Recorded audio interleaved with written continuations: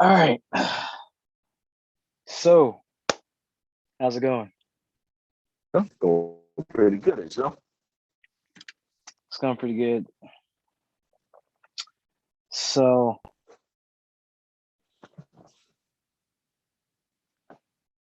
we're going to start with basically a breakdown of who you are and what you do.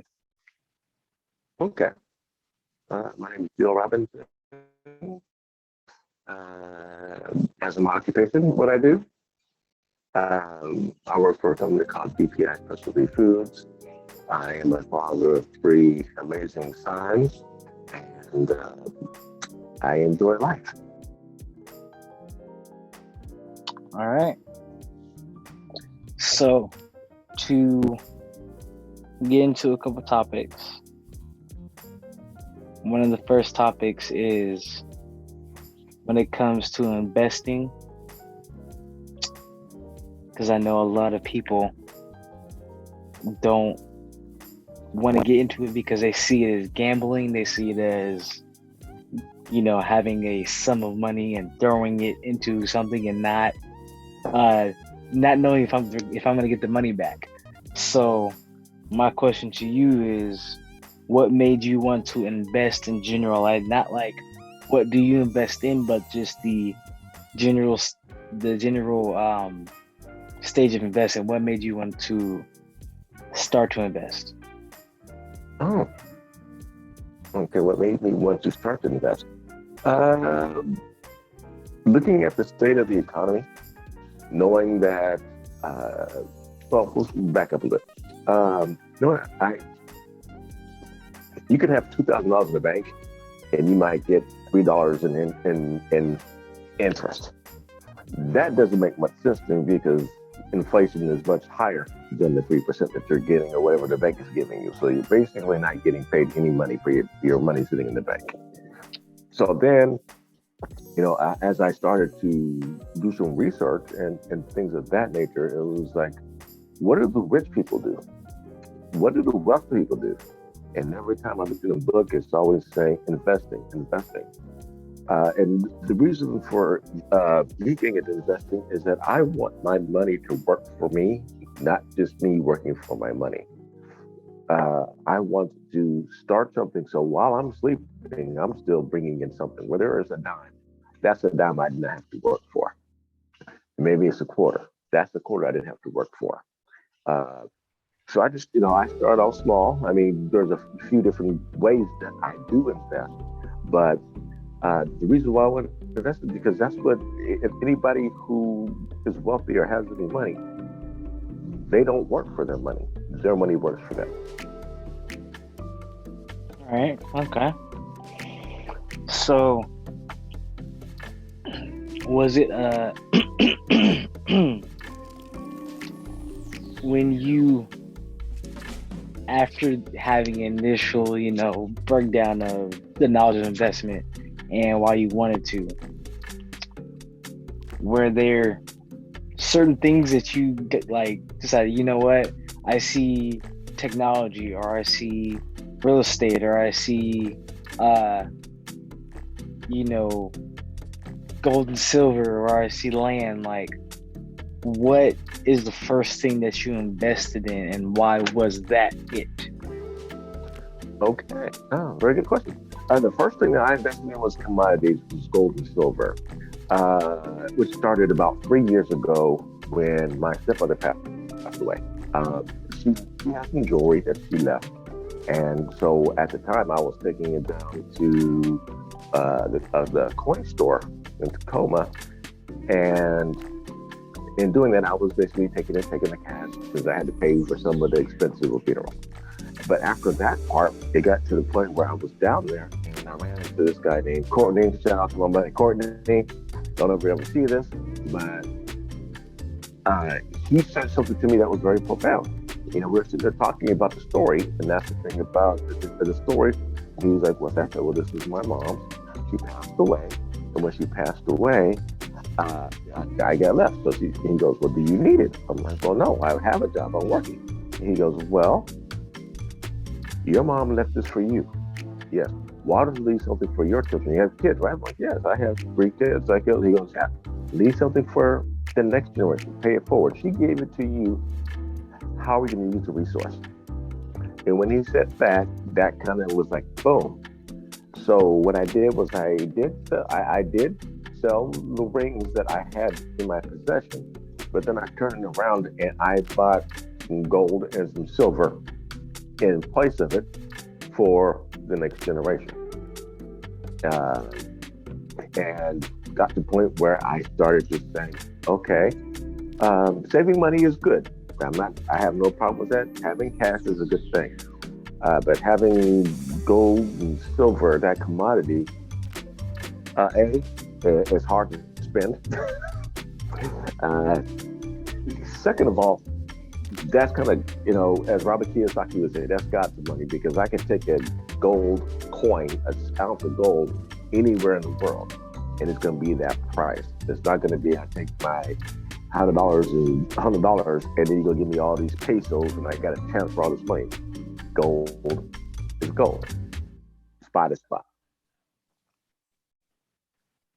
Okay.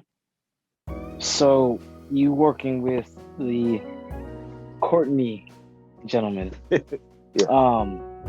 That was kind of your insight besides your basic knowledge into what needs to be done and a kind of a layout of a different perspective of how you can do it. Oh yes. Well, first of all, when he told me that, that was the first thing. Then the first thing he told me was this. He goes, "Hey, get the book Fate by Robert Kiyosaki."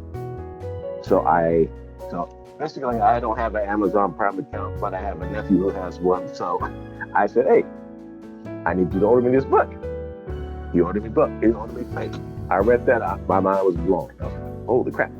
So then after that, it was the Robert Kiyosaki has a podcast called The Rich Dad Show. So I started listening to the Rich Dad Show, and they kind of started giving me more of an insight, and then that opened up the door to a lot more ways of thinking and his advisors and that type of thing. So it basically whet my palate to do a deeper dive. Okay. So it was running into person after person after person after person from his initial response of, hey, besides you, are there other avenues I can go to still receive that same information on that level? And he started running into podcasters, he started running into books of authors who did that same thing, and it broadened your horizons. Absolutely. But this is the fact that they don't teach finances in school, or the financial education that you get in school is made to make you an employee, and which is counter to any entrepreneur or a person who wants to strike out on their own. So as I'm sitting here, and you start listening to people talk about taxes and things that I did not understand at a young age. Now I sit back and realize it's like, okay, this guy has 100 doors, apartment buildings, and he making $250 a door at 100 doors. He does not have to actually physically go to a job. So I just started looking at different ways of thinking. So the book and the education switched my mindset from I have the mindset of a entrepreneur business person, right? And so I'm evolving.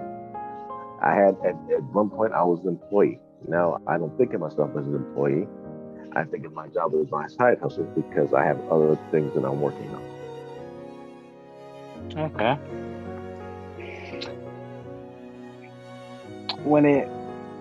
When you started working with Courtney on investments and stocks and that realm, Courtney is he older or is he younger than you? Courtney's younger than I am. Okay. So in that sense, depending on age, do you think there's an age that is too old to start or too young to start? Like Because there's people that, oh well, I can't invest because I'm like 60 years old, or I can't invest. I'm only like 13 years old. Like, what do you think, in your perspective, is a prime age to start investing at? Whenever you want to. Right now, my son, who's only 16, I have a Robinhood account, so I have some stocks. He can't own the stocks at this present moment of time, so he will pick a stock and give me money to invest. Investing is as low as my sons own commodities. They have silver, so investing can start the sooner the better, the younger the better. Because first of all, you want to talk about compound and how things grow over time. And if you say about being too old, you know this guy named Colonel Sanders. Right. Do you know when Colonel Sanders started KFC? No. He was 62. Got you. You can, as long as the good Lord gives you breath, you can start. Right now, I started 3 years ago, and so I started at 47. And am I where I want to be? No. We have some difficulties, but at the same time, I'm sitting here looking at where I am compared to where I was. And so my whole thing is that teaching my sons. I have a couple of nephews and a niece that I'm instructing on. Hey, here's how I've made the mistakes. And there's a lot of things I tell them, and some of the things come true, some of them don't come true. I'd have to admit, but hello. Doing the podcast. Oh, sorry. No, you're good. You're okay. Hey, yeah, I love it. But I want, if I can get somebody 20, half my age, to start where I am at 3 years ago, by the time they get double their age, where will they be? We're not taught to. Well, think about this. Most people don't know anything about credit or how it works. Finances is like the difference between. Is there a difference between money and currency? Yes. I guess it depends on who you ask. I guess I'd say yes. Yes. Okay. You know the difference between money and currency. From my understanding, money is paper that is printed, and currency is any form of I guess wealth. Any form of like currency could be coins, currency could be Bitcoin, currency could be. So that, I guess, my understanding. Okay. Let's go. I'll make it easy for you. Okay. Money was made by God. Okay. Oil, money. Gold, money. Silver, money. Those things, that's money. Currency, because you can't walk around with a 2-pound brick of silver in your pocket, right? So that's where they start coming with government notes, bills that are easier to carry. But in 71, when we got taken up to the gold standard, now they just print money. Well, print currency, because it's called fiat, because it's not really real, because right now the dollar, it might say $1, but you're only getting 65 cents worth of buying power with that dollar. So that's another thing, the fact that the money that you see in your pocket, well, think about it. Every time you buy food, buy gas, how much is gas now a gallon? Everything is going up. So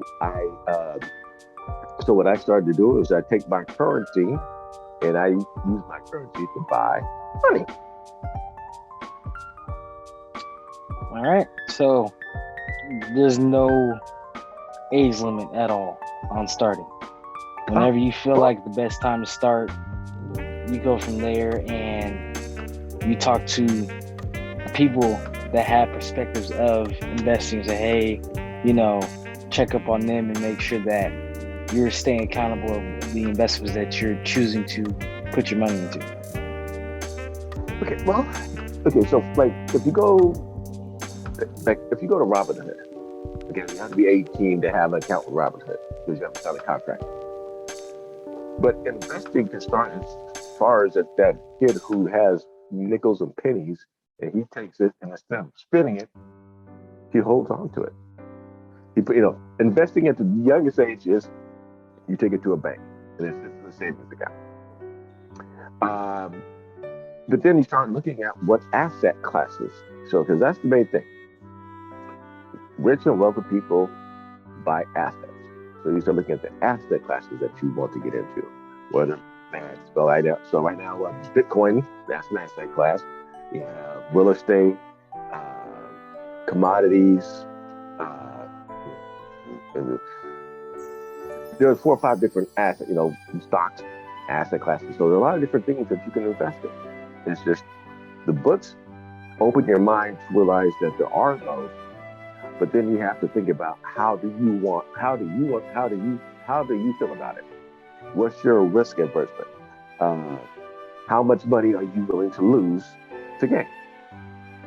And knowing that this isn't like stock, you're not going to get rich tomorrow. Give it 10 years. Because Tesla, how long? It's like it takes a long time for the momentum to build, then it shoots up, and now it's where?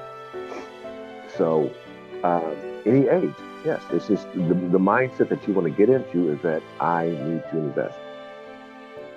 Because you're not going to be able to retire the way you want to if you don't. All right. Next question is, there is investing money into stocks, investing money in stocks and bonds, S&P 500s, gold and silver, land, technology, the economy, what have you. Then there's taking my money and putting it into a savings account.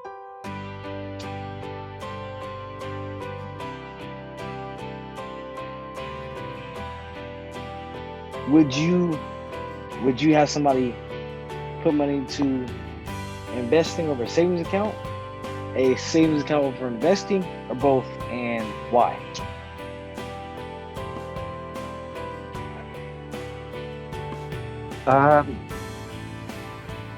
Well, for me, I'm starting to learn that the banking system is controlled. I don't want to get so depending on, like I said, also depends on how much risk you want to have. Yes, I do have money in my savings account. That's why it's there, and that way you can get. When you invest, no one knows exactly. You can tell how much you have in there, but it's fluctuating. It's volatile. Having it there, it looks cool when you look on your screen and see you have this number there. But I would rather put my money somewhere else where I'm going to see more return on the money, because you can sit there and have $10,000. Well, first of all, let's go back to that. It depends on how long the action, how liquid you want to be. I guess that's the best way to put it. How liquid you want to be. If you, like, I have money in my Fundwise account. Okay, that Fundwise account is a 5-year plan, so it's fixed. It's going to do what it's going to do for 5 years. I started it last year, so I have 4 more years for it to go. That money's locked. There's nothing I could do with that money. So I had to position myself to be able to have some money off to the side, some currency, not money, currency off to the side for daily things. If you have the ability to let something ride, let it ride.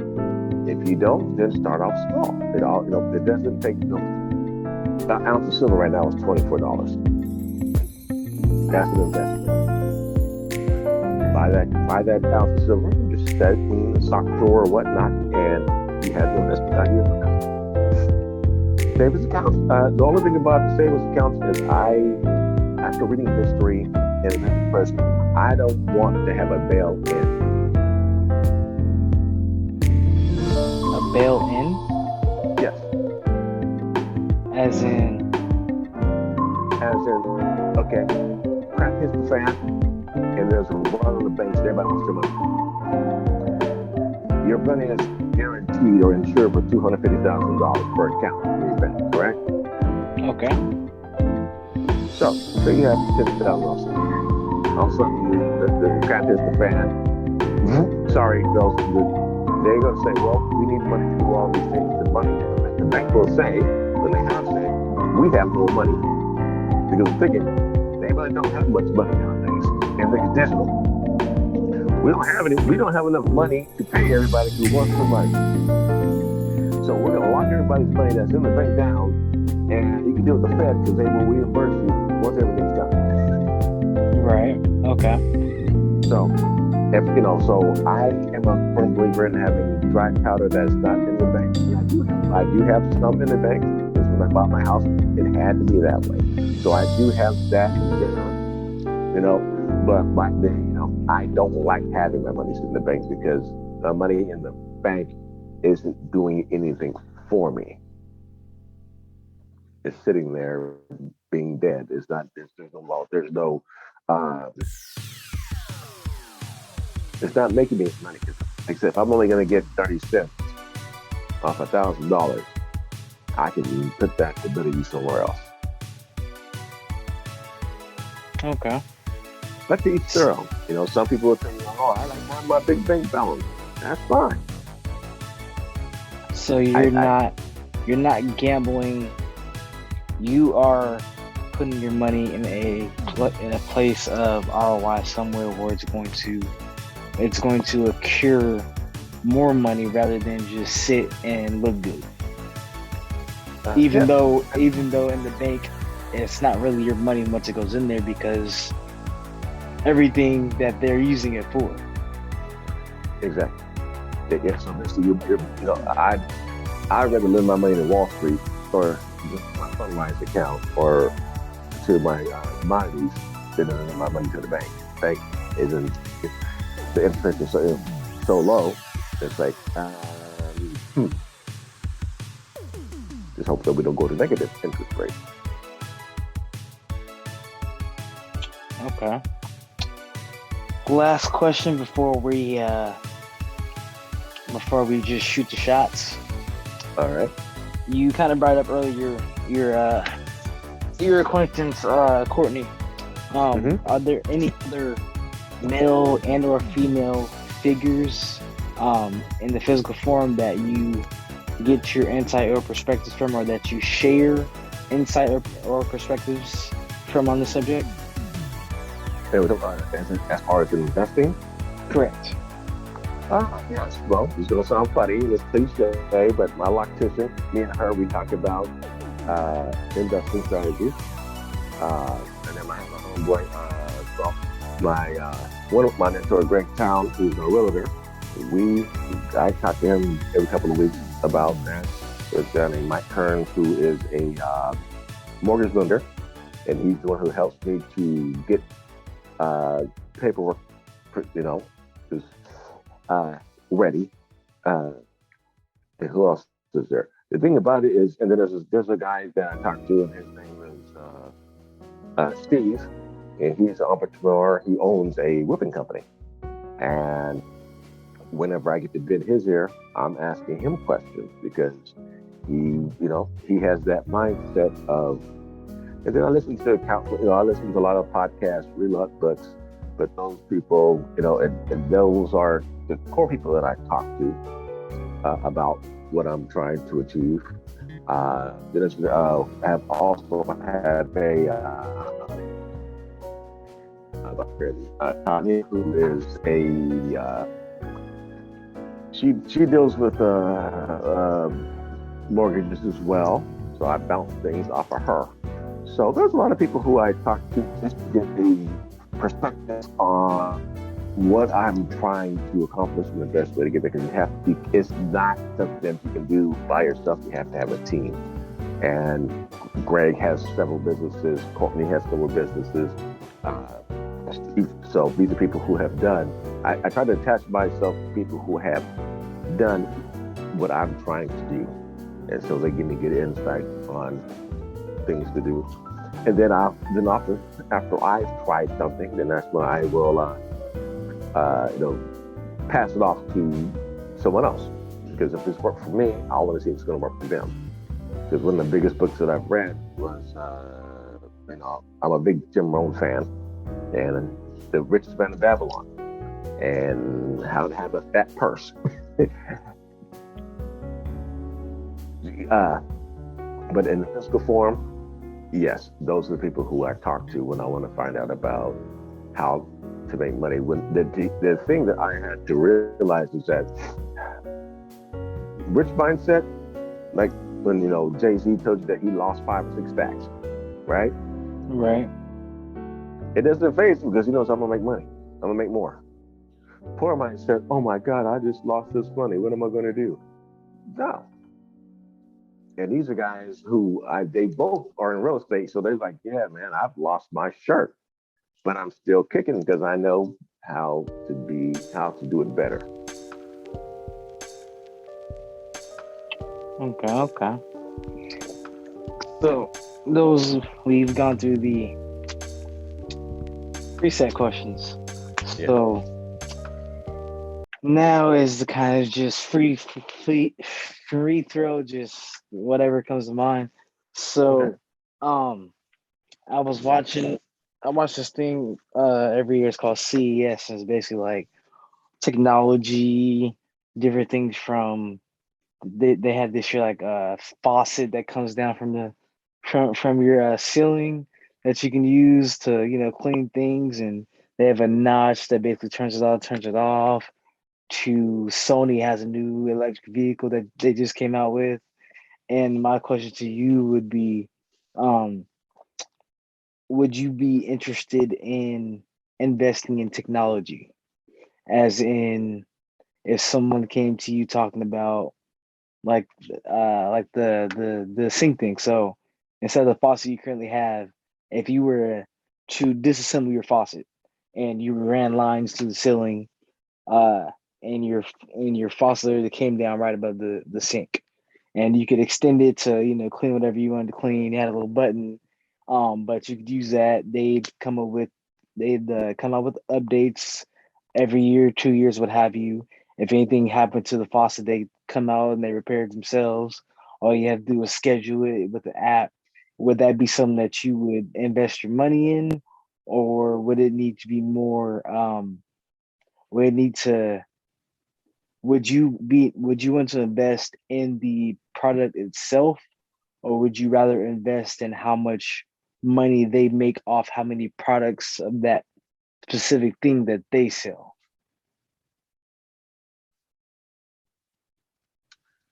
Hmm. Well, I'd have to do research on it, obviously.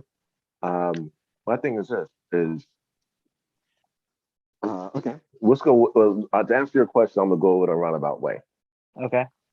So you can. Everybody knows about Tesla, correct? Right. So you can invest in Tesla itself, right? But Tesla's not the only one making electric vehicles, right? Right. So would you invest in Tesla, or would you invest in the person who makes the batteries that powers all of the electronic vehicles? I guess in my perspective, I do both. Yes. Um, yeah, but initially, yeah, I would invest in the batteries And why? because the cars the cars are always going to be made, but they're going to be more batteries going into cars than cars that are being produced. So I rather put my money into how many times the material and the labor that goes into making the batteries that go into the cars. Well, like right now. Right now, a couple of weeks ago, a month ago, late last year, third quarter, fourth quarter, Elon Musk was talking about nickel because nickel is needed for the process to make a battery. So one thing I did was I invested in because nuclear power is going to be necessary. So I invested in some uranium stock. It's like, then I talked to our boy Courtney, and he basically flat out told me, if you do your research, you don't need to ask me that question. We both laughed. So I was like, okay, because I'm not thinking about today. I'm thinking about 5, 10 years from now when all of a sudden it takes off. Because remember, everything starts. Well, Bitcoin didn't just become. Bitcoin has been around for how long? So it's been around a long time. It just now has gotten to that point where it's at the peak that it is. So getting in, so basically get in on something early, but diversifying. Because yes, I'm not saying don't buy Tesla. I'm not saying. All I'm saying is that every battery, every electronic vehicle needs the same thing. So I would go with, I'd rather invest in the people who make the batteries, because the batteries will go in all the cars, not just one brand of car. But Okay. you do both. So, but you know what? Diversification is also a good thing. That way, all your eggs aren't in one basket. That's why I'm invested in 4 different asset types. Okay. Do you have any questions for me? Uh, so yes, I do. Um, well, I know on this podcast I keep referencing my nephew, who is the one who is interviewing me per se, and he's uh, I've known him all of his life, uh, and he's being receptive to the things because he's done some mindset changes. So my question to you is this: what have you learned from me that you want to pass on to someone else?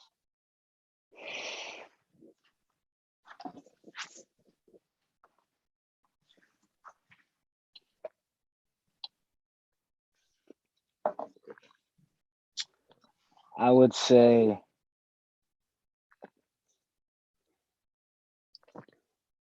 budgeting and trust.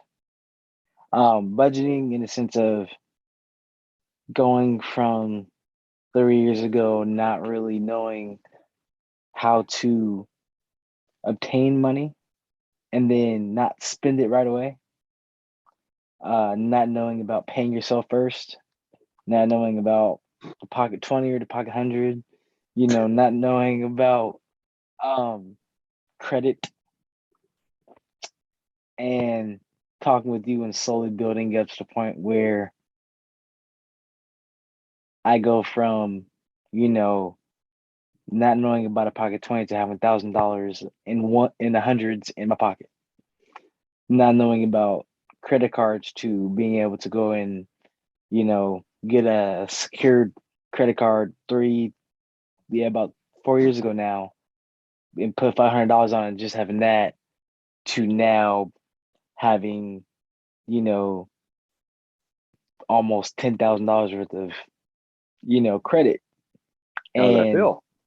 it feels great, but that's one thing, like budgeting, like I wasn't that person that just ran to go get it. It was more of, it was a what 3-year time span, like between my first card and getting my new card and having that credit bump and actually being approved for it, and partially knowing that I would be, but I know that. And so budgeting and the trust part was me trusting from what you showed me visually that I could obtain. It wasn't you just telling me it and then that was it. It was, this is what I'm showing you. This is the ROI that you see from what I got. Now I want you to try it. You seen what I've seen. You seen what I showed you. Now I want you to try the same thing, and then when you see that same ROI, get back to me. And after I did it, and I was like, oh wow, okay. So this is what happens. So that's what happens. So this is what happens. And from having someone who is in that realm and knows what they're doing, it helps because you, as you said, have people that I can talk to about budgeting and trust. And I get a lot of negative feedback or, brush offs. And it's like, why not? Oh, because of this, and oh, because of that. And it's like, oh, okay, because of the mindset and who you're talking to when it comes to budgeting, investing, when it comes to putting your money into something and not knowing if you're going to get double or nothing back. So, you know, going fast forward to the future, it's like, okay, I know where I want to be. I know how much money I want to make. Like now, I say, oh, I want $25 an hour if I get a civilian job. And if I'll go between 20 and $25 an hour, and then this is how much I want uh per month, and then having the 1/6 rule and the 1/2 rule, like, okay, when it comes to credit, I mostly put it on credit because for me, I don't know if it's just the satisfaction of paying the money off, but it's having knowing I have the credit and then stacking up a lot of credit, like spending the credit money and then like stacking your money and paying it all off. I don't know what this is about, like the satisfaction knowing I can do it. I don't know if that's it because I have this I guess I have a spending problem, but it's crazy because it it's not spending in a negative way. It's my bills already paid. I've already paid myself, and now it's two or three things per month on Amazon. Now, when you But say my 1/6 rule, what does that mean?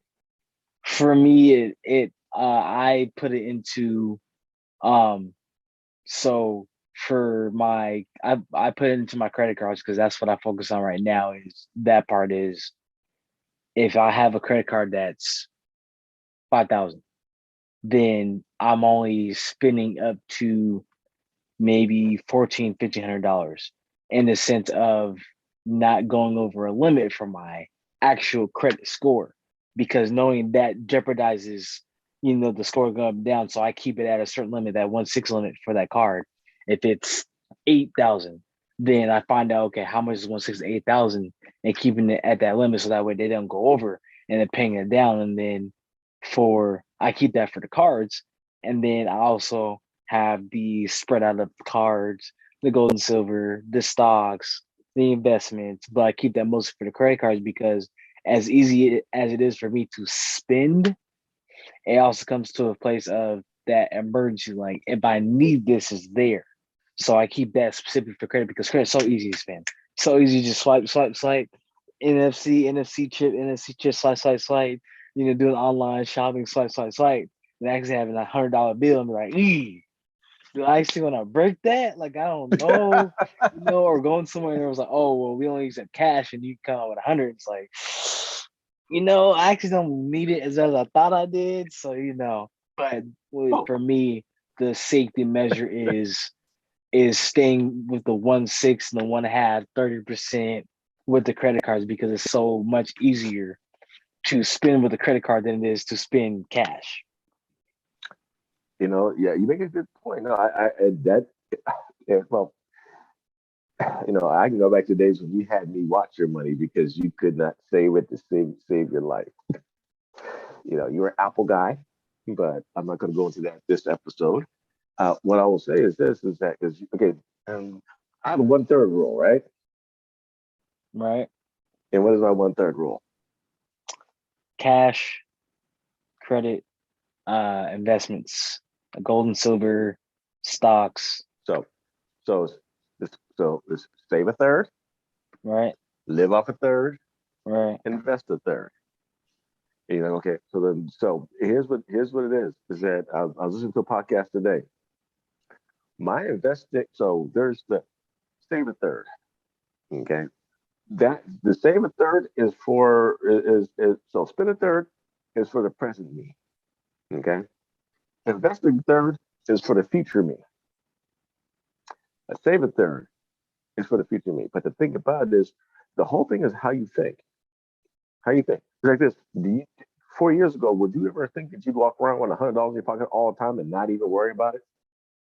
No. People laugh. You got a pocket 100. Yeah, it stays there. It's in my brain because I want my money to have babies. As long as that 100 stay there, my wallet never gets empty. Right. when I'm going, because if you know what, the mindset, like I said, the thing about it is this: I'm a millionaire. That's my mindset. Rich people don't worry about money because they know it's there. Right. Live in abundance, not scarcity. When you're holding stuff back, so yeah, I should back and I have, and it's like, are you fretting? No. This last year, as you know, has been a very up and down year. I mean, bought a house uh, 6 months earlier than I thought I'd be able to. Why? Because I kept to my guns and I saved. I spent what was necessary, but I invest. I don't need the money now. I need the money later on because if we look at it, the baby boomers are retiring. Social Security is going because they're going to be in the money by the time I get there. I don't want to have to depend on the government to take care of me. I'm gonna take care of myself. And when the government says, "Hey, you reach 65," then I have pocket change to play. What is it? Shuffleboard on a cruise line somewhere. But no, but the whole thing is this: is the fact that, and if you start, so I think you said talk about investing. Okay, my kids for their birthdays and for Christmas, they know they're getting one thing from dad. You know what that is? No. They are. Oh, every Christmas and every birthday, they're getting an ounce of silver. No, they already started. Why is that? Why? Why is that?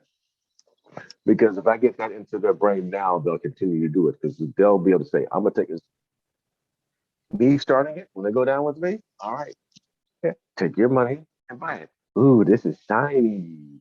And then look at, there's one, funny because one of my nieces looked at one, he got you a quarter? And I'm like, no, that's worth $25 right now. Oh, it is?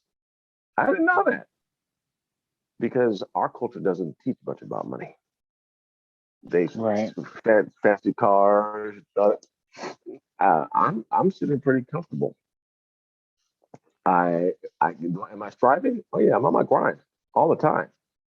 But it's just taking the time to educate myself because I still am on my plan. I read a book a month uh, because I have to educate myself so that I don't.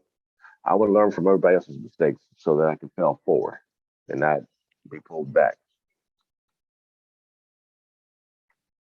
Okay.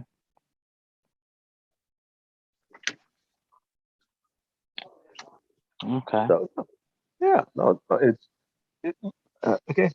So can you see that title? Money. Yes. And what's the Master the game. see how thick that thing is? Oh yeah. Money's a game. That's the rich play the game. I mean, this is Tony Robbins' book, and it gets really in depth, but it's talking about okay. What's the next line? 7 simple steps to financial freedom. Is that what you want? Oh yes. So why do I hate reading? I do not like Yep. reading, Same but here. I dislike not having money in my pocket more. True. True. And not only this, but if I'm reading it, because there's people out there who don't want to read, who can't, that's not their bent. Right. And I understand that. So my thing is that if I can read and I can empower someone else to be like, hey, this is what it's doing. Like with you. I did it for 6 to 9 months before I even bought it to you. And you're like, what's this? And I showed you, and you're like, holy crap. Because you're like, I'm holding $1,600 in my hand. I'm like, yes, you are. And you're like, man, wow. How, how? I'm like, yeah. So I'm never, I'm never, I don't want to use the B word because I don't like talking negatively I'm setting myself up to the point where I'm taking care of the future. Right. So you work hard now, grind hard. But yeah, how did it feel to hold an ounce of gold in your hand? Feels good. I feel it feels great. But I So, think I'd have to know what it is and what it what it would do for me in order to appreciate holding it in my hand. Because I think if I was just, if I'm some kid that's, walking around with a gold chain and some designer shoes and, I'm wearing my wealth and you show me a gold coin worth $31,000, just put it out there. I'm like, all right, what's this? And you're like $31,000. I'm like, come again? This little piece of metal is, worth $31,000, and like, yeah, it's like, so my chain's worth 1,500, my shoes are worth 900, my uh-huh. outfit's worth, and to see that the material wealth that they are wearing is less than the amount that this coin is worth. So I think I'd have to be a person to understand what the coin was in order to appreciate actually holding it versus just being like, oh, all right, some metal. Well, yeah. I mean, well, put it this way, the richest people walk around in overalls and drive beat up trucks, and they have millions of dollars. It depends on how you want to display your wealth. I mean, if you one person who wants to walk around with Rolex, I have no problem. But people, you know what? 6 months, I'm gonna buy me one. But it's like it's a watch. I have a Timex right now. Timex.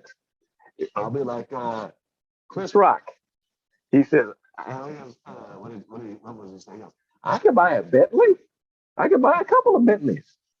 I drive an Altima. It's a car. It gives me from here to there. Why do I need a Bentley? The mindset is like, okay. So, but no, this was fun. I enjoyed our time together, and hopefully we'll do this again, depending on how things go, and we can um, dive deeper into some different aspects um, because the word wealth means a lot more than just monetary. Right. Because you can have all the money in the world, and if you're unhealthy, you can't enjoy what you have.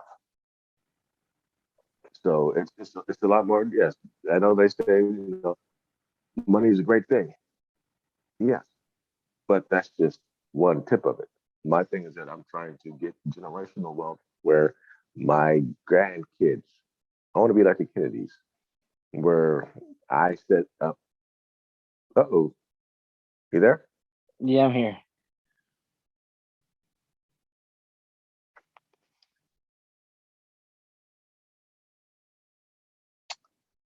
I am not sure what happened.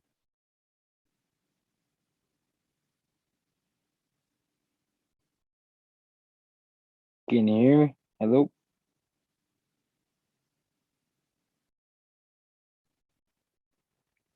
All right. Well, let's go ahead and stop it from there. And here we go. Well, that was fun. Quick little pod. First time trying it out. We'll try this again some other time.